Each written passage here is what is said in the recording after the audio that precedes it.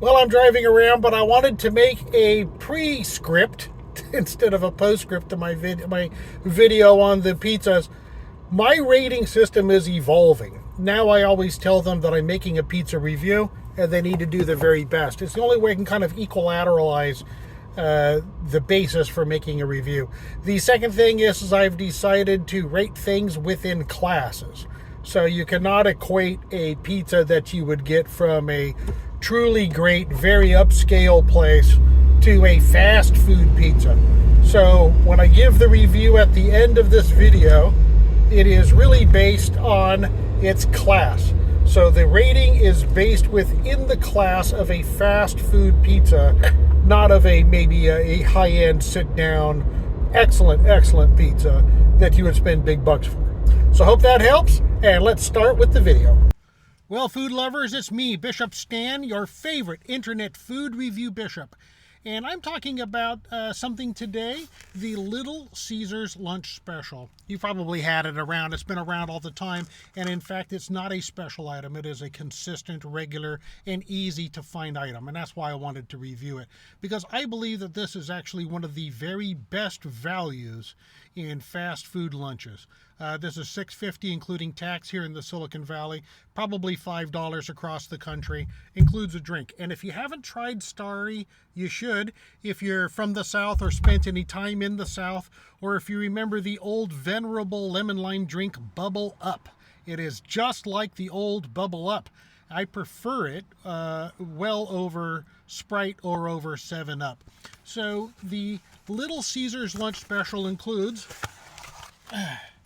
this, which doesn't look like much, but it actually has enough crust for a whole pizza on it. So it's actually very filling. It's about 1,700 calories, and if I eat one of these, it fills me up completely for lunch. But this is unusual, and it's very different from the other pizzas that you would get at, say, Pizza Hut or Domino's, because this is a Detroit-style pizza, and it's one of the few places you can actually get a Detroit-style pizza. You can see the crusty bits of cheese around the outside. That is because the original Detroit-style pizza started baked in a heavy-duty metal parts tray that some company had. They were giving them away, and the guy grabbed a bunch of them, and his wife started making pizzas out of them. It is a thicker crust, but it's not as thick as a deep dish. It's like a mid-level crust.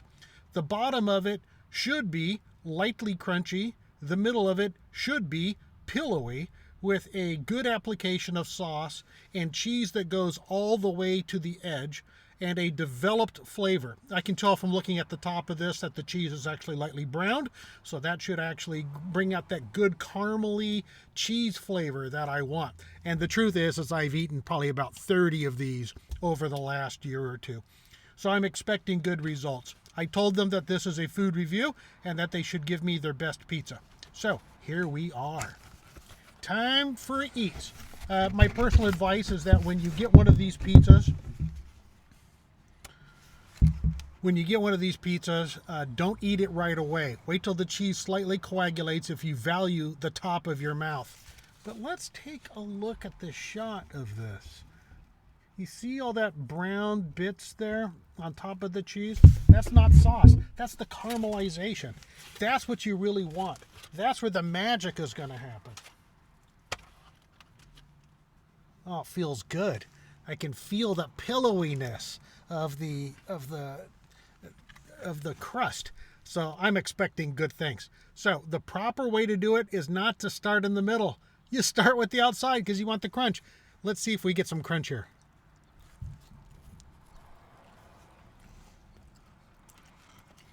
Not as much crunch, but there's definitely some crunch on the bottom.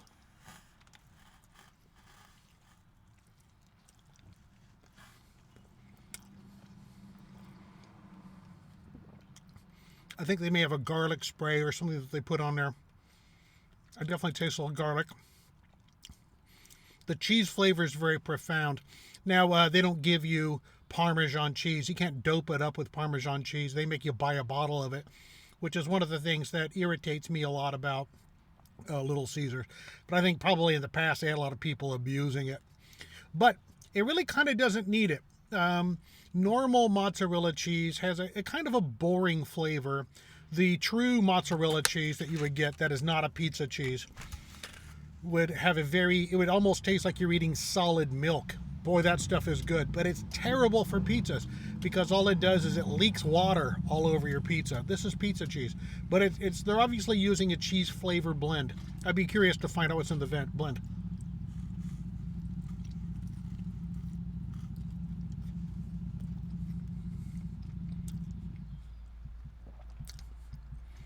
I can definitely taste a lot of flavors going on, so it has a nice complex flavor.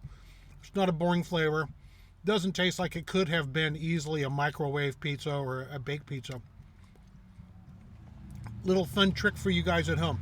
If you are cooking a frozen pizza, pull the pizza out, turn the broiler on, slide it back under the pizza, and make sure that you get those nice little brown slots on there from the pizza, on the cheese.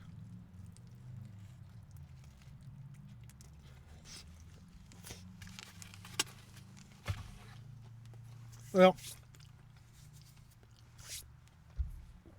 I don't have any napkins, but I have a conclusion. I'm ready to give a rating.